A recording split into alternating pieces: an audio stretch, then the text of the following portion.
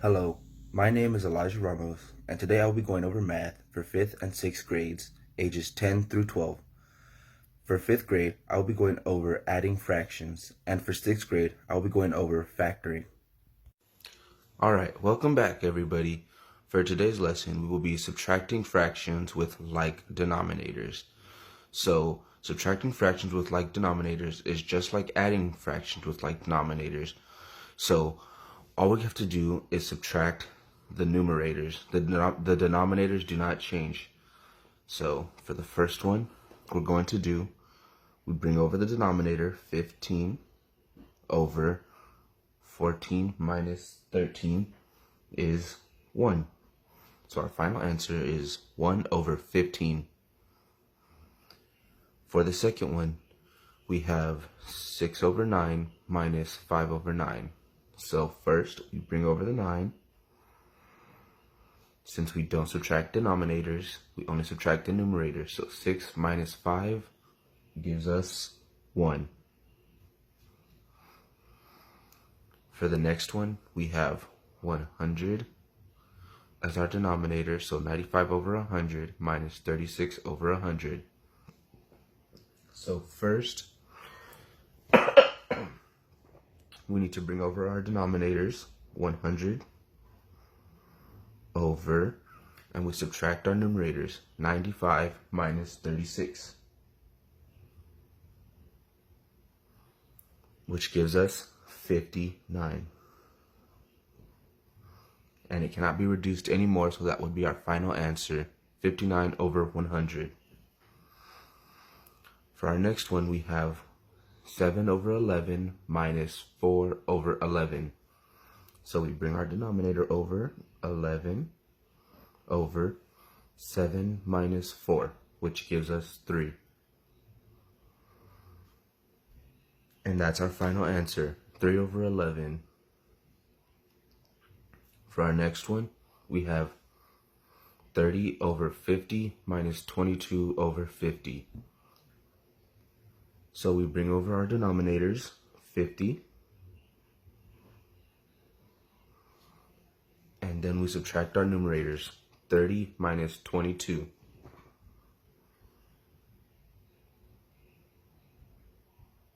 And that gives us 8. But since both of these are even numbers, we can reduce them further. So if we divide it by 2, 2 divided by 8 gives us 4. And 2 into 50 gives us 25. And that would be our final answer, 4 over 25. And for our last example, we have 6 over 12 minus 4 over 12. So first, we bring over our 12. Then we subtract 6 minus 4, which gives us 2. And since again, they're even numbers, they can be reduced. So let's do it by 2. 2 divided by 2 equals 1. 2 divided by 12 gives us 6. That would be our final answer, 1 over 6. So now that I've gone over a few examples, I would like to see how you do. I would like to see how you do on the rest of the problems. The answers will be provided at the end of this video. Good luck.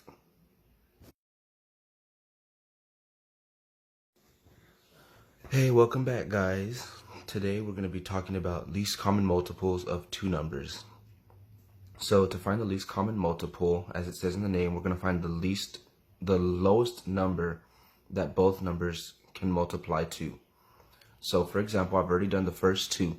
So we have 18 and 9.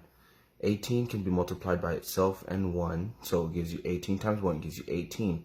And since we know that 9 can equal 18 if we multiply it by 2, that would end up being the least common multiple right here. That's why I have these two circled. So your final answer, 18.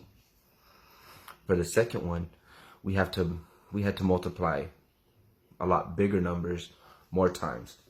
So we had 30 and 8. So we could start by writing out the multiples of 30. So we have 30, 60, 90, and 120. So for 8, since it's such a smaller number, we had to get bigger numbers to multiply by. As you can see, I had written out 8, 16, 24, 32, and 40, which is the multiples of 8, 1 through 5, which didn't match with any of the numbers multiplied by 30. So I went bigger. I went all the way past 12 to 13, 14, and 15, which was 104, 112, and 120, finding 120 to be the least common number that both of these numbers could multiply to, which was the answer, 120. For the next one, we have 19 and 3. So we can start by writing out the first three multiples of 19, which are 19 times 1 gives us 19. 19 times 2 gives us 38. And 19 times 3 gives us 57. So since we know that 3 doesn't equal any of these numbers, 1 through 12, we're going to have to go higher, since the lowest numbers would be 6 times, the closest numbers to 19 we can get was 3 times 6, which would give us 18, and 3 times 12, which would give us 36.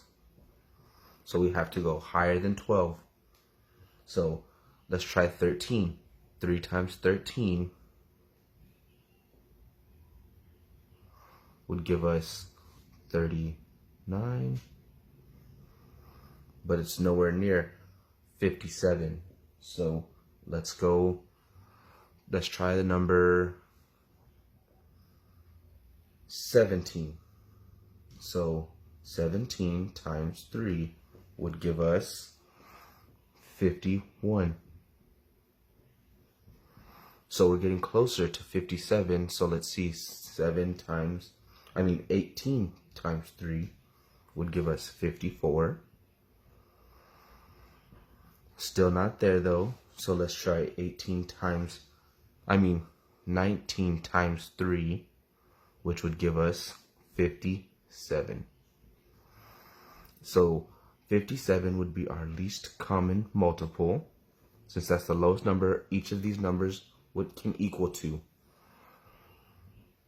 57. For the next example, we have 4 and 3. So for this one, here's a simple way to do this one.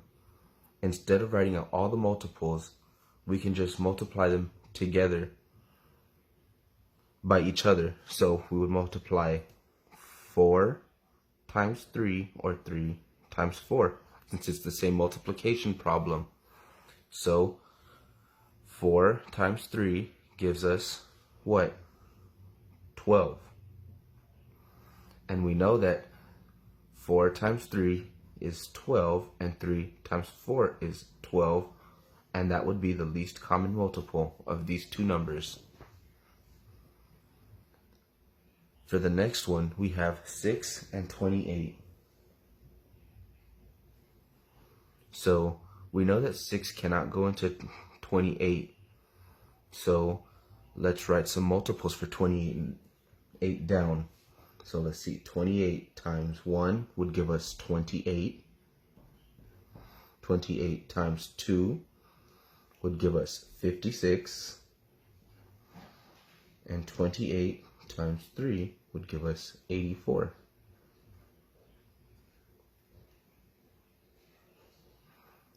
So we know that 6 cannot equal 28, so we can start from there. Since we know that 6 times 4 gives us 24 and 6 times 5 gives us 30, we can start from there. So 24 and 30. And go up from there. So we know that 6 times 9 gives us 54.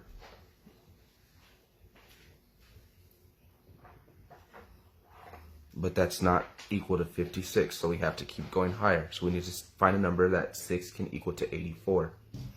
So let's try 6 times 12, which gives us 72, which is not equal to 84. So we need to keep going higher to see if we can get close to, or if we go over 84, so we know if we need to make 28 bigger. So let's try 6 times 13, which gives us 78, which is also smaller than 84. So let's try the next number, 6 times 14, which gives us 84. And now we have our two multiples, 84 and 84, which are the least common multiples for 6 and 28. So our final answer is 84. All right, and for the last example today, we have 20 and 30. So let's start by writing out our multiples of 20 and 30. So we have 20 times 1 is 20, 20 times 2 is 40, and 20 times 3 is 60. And now let's write our multiples for 30.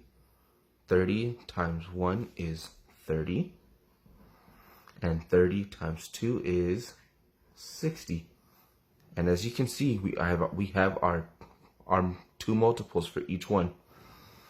Our multiple for 20 would be 60, and for 30 it's also 60. So we have found our answer, 60. Our final answer, 60, and that's the last example we're doing today. Now I encourage you to finish the rest of the problems on your own. The answers will be provided shortly after you finish the video. Thank you for watching. Be safe and have a good day. Bye.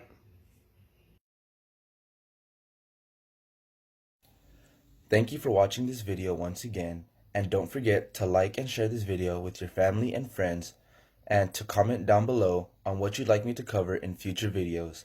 And remember to wash your hands, stay inside, and if at all possible, if you have to go out, keep a distance of 6 feet away from others. Thank you guys. See you later.